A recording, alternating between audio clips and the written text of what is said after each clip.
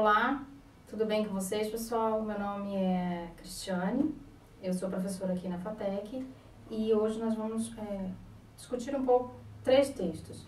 O primeiro deles fala sobre TDAH, que é o transtorno de déficit de atenção e hiperatividade. O segundo sobre surdo-cegueira e deficiências na visão, né? E o terceiro é sobre transtornos comportamentais. O primeiro texto, o título dele é O Fazer Pedagógico diante do transtorno de déficit de atenção e hiperatividade no contexto escolar. Segundo o autor, o transtorno de déficit de atenção e hiperatividade é um transtorno neurobiológico de caráter hereditário, cujos sintomas são desatenção, impulsividade e hiperatividade. Pode haver prevalência de um sintoma sobre os outros, como, por exemplo, a desatenção sobre a impulsividade ou mesmo a ausência de hiperatividade. O papel do professor é identificar e agir dentro de suas competências para ajudar o aluno. É importante que o professor tenha ferramentas para reconhecer a criança com TDAH, entre outras crianças do universo escolar. Para tanto, torna-se necessário que o docente tenha uma formação em conhecimentos básicos para identificar essa criança e adotar um olhar reflexivo e crítico, levando em consideração o ambiente socioeducacional do aluno. Por fim, deve rever a praxis pedagógica adotando uma postura crítica e investigativa. Cabe ao professor analisar os comportamentos que se assemelham ao TDAH, que é o transtorno de déficit de atenção e hiperatividade, comparando-os com a realidade educacional. A observação detalhada deve levar em conta se os comportamentos inadequados têm origem neurobiológica hereditária, se são fruto de desinteresse pelo sistema educacional em vigor, se a praxis pedagógica não está adequada às necessidades e expectativas do aluno, se o ambiente é o responsável pelo comportamento do aluno, mas o ambiente não pode provocar esses transtornos, apenas agravar a desatenção, a impulsividade e a hiperatividade. Em sala de aula, o professor deve distinguir os casos de TDAH e de indisciplina escolar. Essa distinção ajudará a evitar rótulos e estigmas no ambiente escolar, bem como impedir que o professor tenha atitudes indevidas, permitindo um diagnóstico das causas do comportamento do aluno. Desta forma, o conhecimento do assunto é fundamental para auxiliar o docente na identificação de casos de TDAH e indisciplina. O professor deve observar diariamente, durante o período que a criança estiver na escola, o que não é possível ao aluno controlar, analisando seu contexto social, familiar e educacional. De acordo com a autora, a informação que o professor poderá obter sobre a criança no ambiente escolar será de extremo valor. O professor é peça-chave no diagnóstico de TDAH, porém não cabe ao professor diagnosticar, mas compartilhar as informações, as intervenções adotadas e as preocupações a respeito do aluno. Assim, o registro de observações dos professores permite identificar preventivamente os casos que necessitam intervenções educacionais, comportamentais e ambientais, bem como identificar aqueles que precisam de atenção especial e manter contato com pais ou responsáveis para aconselhar o encaminhamento do aluno para profissionais. O docente que for trabalhar com crianças com TDAH deve ser capaz de adaptar estratégias de ensino ao estilo da aprendizagem e às necessidades da criança, buscando atividades que despertem o interesse do aluno. E os sintomas de TDAH não irão desaparecer com técnicas ou abordagens pedagógicas, mas será possível melhorar o nível de atenção, o controle dos impulsos emocionais e comportamentais dos alunos, o que irá refletir no desempenho escolar da criança, bem como estabilizará suas relações com as outras crianças e adultos.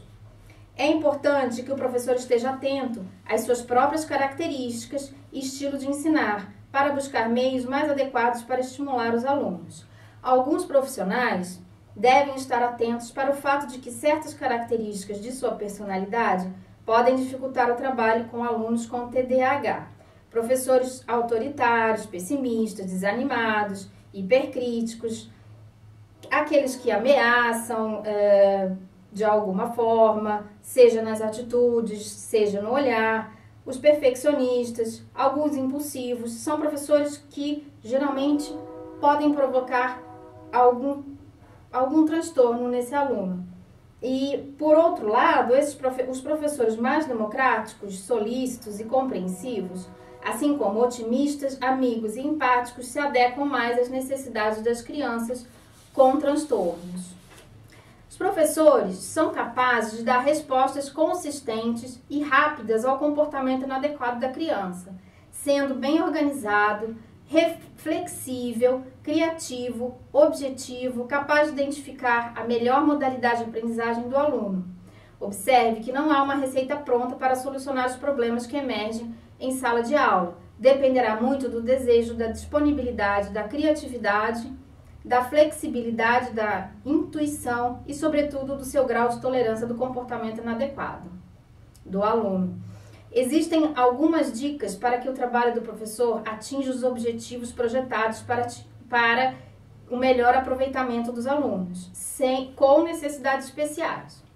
É importante que o professor se organize, faça registros, trabalhe junto com os outros membros da equipe que atendem a criança, os psicólogos, médicos, terapeutas, estude o histórico escolar do aluno, compare o comportamento do aluno com outros alunos na mesma idade, investigue se existem situações ou condições que possam desencadear os sintomas e promova uma praxis pedagógica que atenda às necessidades do aluno e assim motive e encontre estratégias de ensino para auxiliar nas habilidades que estão deficitárias no aluno. Com relação ao próximo texto, deficiência visual e surdo-cegueira. A autora trata da deficiência visual, da surdo-cegueira, de uma perspectiva que seja de inserção dos alunos na escola. Segundo a autora, a escola é o espaço por excelência onde se dá a inclusão social da criança com necessidades específicas. No ambiente escolar, ocorre a interação de diversos setores, sobretudo a comunidade escolar e a família. Dessa forma, cabe ao professor ficar atento e planejar sua intervenção frente aos desafios impostos por alunos com necessidades específicas. Diante dessa observação, torna-se necessário conhecer as necessidades dos alunos, suas origens e estudar práticas didáticas alternativas. Neste artigo, a autora trata da deficiência visual e surdo-cegueira. Aqui, ela relata que entre as causas da deficiência visual e da surdo-cegueira são encontrados 3 fatores. São fatores pré-natais, perinatais e pós-natais. Na deficiência visual, os agentes causadores de fatores pré-natais são o vírus da rubéola e do sarampo. Também o protozoário, que provoca toxoplasmose, e as doenças hereditárias, o glaucoma e a catarata. Entre os fatores perinatais, merece destaque a ocorrência da prematuridade com complicações. Já com fatores pós-natais, são apontados a ocorrência de meningite, de encefalites e de traumatismos. Como na deficiência visual, a causa para a ocorrência de surdo-cegueira está relacionada a fatores pré-natais ligados a doenças como rubéola e sarampo, mas também a desordens genéticas como a síndrome de Usher e o uso de álcool ou substâncias psicoativas durante a gravidez. Para os fatores perinatais, são apontados, além da prematuridade com complicações, a icterícia. Os fatores pós-natais são, como na deficiência visual, a meningite e traumatismos. De acordo com a Organização Mundial da Saúde, a deficiência visual pode ser classificada em 2 tipos: a cegueira e a baixa visão. A pessoa cega é aquela com ausência total de visão e com perda da projeção de luz. O processo de aprendizagem deve se dar através da integração dos sentidos tátil, sinestésico, olfativo, auditivo e gustativo, com a utilização do sistema Braille para leitura e escrita. Já a pessoa com baixa visão é capaz de indicar projeção de luz, até o grau em que a redução da atividade visual interfere ou limita seu desempenho. Nesses casos, indica-se o uso de recursos ópticos e não ópticos para aprimorar o processo de aprendizagem dos alunos com deficiência visual. Entre estes recursos destacam-se o alfabeto Braille e livros ou sistemas de verbalização que vão ajudar essas crianças a melhorarem o seu desempenho na escola. Nós temos também outros recursos que são usados no caso de crianças com baixa visão, que são os recursos ópticos e não ópticos. Os recursos ópticos, que são lupas, óculos, telelupas, vão ajudar a criança a melhorar a sua visão. E assim como os recursos não ópticos, que são recursos físicos que vão promover o melhor aproveitamento da criança na sala. Por orientação do Ministério da Educação, as crianças com deficiência visual, em função de sua privação sensorial, ocasionada pela ausência completa ou baixa visão, deverão ter mais tempo para elaborar a noção de objeto permanente, para se desligar da figura materna e para se adaptar à escola, além do que alguns movimentos corporais de repetição não deverão ser entendidos como deficiência mental, mas como forma de manifestar tensão, agitação e diversos sentimentos, como alegria ou tristeza. É preciso que o professor entenda a pessoa com deficiência visual ou sensorial em seu contexto de vida e identificar singularidades e habilidades para a aprendizagem.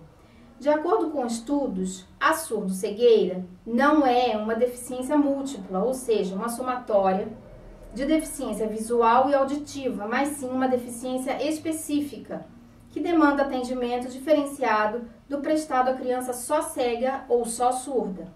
Para se caracterizar com acuidade a surdo-cegueira e agir com precisão, é preciso avaliar quando ocorreram as perdas, se antes ou depois da aquisição da linguagem. A surdo-cegueira pré-linguística ocorre antes de aprender a falar, e a surdo-cegueira pós-linguística após a aquisição da linguagem falada pela criança. Existem 3 níveis de funcionamento e comprometimento dos sentidos da pessoa surdo-cega: o baixo, o médio e o alto. Com a avaliação correta e a intervenção mais adequada, aumenta-se a probabilidade de desenvolver as possibilidades cognitivas da criança.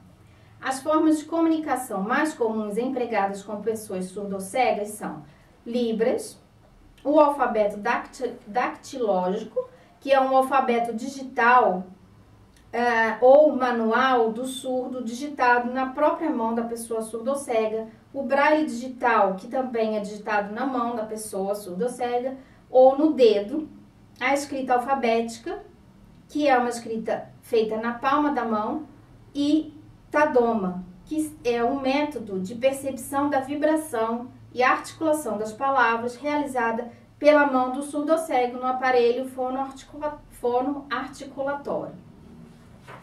Para inserir as pessoas com deficiências especiais, o Ministério da Educação desenvolveu a Política Nacional de Educação Especial na perspectiva da educação inclusiva. Esta política se organiza em uma perspectiva inclusiva com a finalidade de inserir o aluno com necessidades educacionais especiais no ensino regular. De acordo com essa política, o sistema de ensino deve ser ofertado de forma obrigatória com um atendimento educacional especializado. É importante enfatizarmos que o professor deve avaliar as necessidades do aluno e fazer as adaptações necessárias de recursos específicos, tempo, modificações do meio, procedimentos metodológicos, didáticos e avaliações adequados. A inserção do aluno deve ser capaz de permitir a interação com o ambiente e o programa de orientação e mobilidade deve ser individualizado e adaptado à realidade de cada criança, bem como de que maneira se dá sua deficiência visual e como a família e o docente percebem o seu desenvolvimento. As adaptações curriculares devem considerar em qual momento da vida a criança perdeu os seus sentidos, o grau de comprometimento de cada perda, o acesso da criança ao atendimento especializado, o uso de tecnologias assistivas mais adequadas, Para o aluno surdo-cego, é importante a presença do guia-intérprete e do instrutor mediador para facilitar sua comunicação. Já no terceiro texto, nós vamos observar, o autor retoma os temas dos transtornos comportamentais, como o TDAH, e destaca que a não avaliação correta do problema da criança pode agravar o seu desempenho, e ainda acrescentaria que, como vimos no texto anterior, a não avaliação das necessidades especiais da criança com deficiências visuais ou auditivas podem causar transtornos comportamentais. Portanto, o terceiro texto busca analisar os transtornos comportamentais que, em maior ou menor grau, podem levar a atos de delinquência de crianças e adolescentes que acontecem em idade cada vez menor e de que maneira devem ser tratados em sala de aula. Os transtornos comportamentais também são chamados de transtornos emocionais, psicopatias, sociopatias e comportamentos típicos. Eles se constituem por uma resposta anormal a um acontecimento. Se o transtorno comportamental não é detectado ou reorientado, quando o adolescente passa para a fase adulta, o transtorno de comportamento transforma-se em transtorno de personalidade do tipo psicopático, com consequente frieza afetiva e comportamento antissocial. As causas dos transtornos comportamentais podem estar associadas à ausência ou a distorções dos padrões motivacionais. A ausência de normas acontece durante o desenvolvimento psicossocial da criança, ou seja, antes ou depois dos 3 anos de idade. Com a ausência de normas, ela não aprende padrões comportamentais adequados que ensinem a respeitar normas e o direito dos outros. Em alguns casos, podem ocorrer distorções dos padrões motivacionais da criança ou do adolescente. Assim, o indivíduo recebe de forma distorcida estímulos de convívio ou normas negativas de relacionamento, que são incompatíveis com o convívio grupal e pode vir a desenvolver condutas antissociais por vontade própria ou obrigado por outrem. No sentido de combater estes transtornos comportamentais, deve-se empregar influências positivas para fazer face às influências negativas, em conjunto com a comunidade, a escola, a família e o menor, promovendo uma reeducação da criança ou adolescente. Existem diferenças nos transtornos de comportamento. Essas diferenças se dão em função de fatores de grau e tipológicos. Os fatores de grau são condicionados pela idade, pelo ambiente que frequenta, podem ter origem socioeconômica, grupal, familiar, cultural e educacional. Na criança ou adolescente, estes fatores geram 3 tipos de transtornos: leve, moderado e severo. O primeiro está relacionado à ocorrência da indisciplina com causas não aparentes, frequentes e indiscriminadas, aparentando uma inadaptação ao ambiente. No grau moderado, há uma deterioração progressiva da personalidade relacionada a crimes leves, porém se mostra mais grave que o caso anterior. Os indivíduos que se enquadram no quadro severo sofrem uma deterioração da personalidade, apresentam uma disfunção social estável e são agressivos e avessos a normas. Os transtornos de comportamento podem ter sua origem ligada a fatores tipológicos, tais como fatores genéticos ou síndromes que são agravados por uma educação inadequada, assim como por uma hierarquização motivacional e comportamentos pessoal-social inadequados. Estes fatores genéticos podem estar relacionados com TDAH, inadaptação neurótica, reação de fuga, reação fóbica, agressividade, roubo, deprivação sensorial e transtornos psicossexuais. O tratamento pode se dar por medidas diretas e imediatas, ou indiretas e imediatas. No primeiro caso, cabe atuar na modificação do comportamento inadequado do menor através da orientação, da reeducação, de medidas cautelares e punição em alguns casos. As medidas indiretas e imediatas agem no melhoramento da vida do menor, bem como de sua família, comunidade e sociedade, promovendo a escolarização e a educação, estimulando atividades culturais, esportivas, melhorando a saúde, estimulando a criação de empregos, implementando moradia, saneamento básico, lazer e etc., promovendo um conforto social da criança e do adolescente. Portanto, como vimos, os transtornos comportamentais exigem uma atuação conjunta entre escola, família e sociedade. E cabe ao professor fazer essa mediação entre a escola, entre a família e a sociedade. Muito obrigada pela atenção de vocês.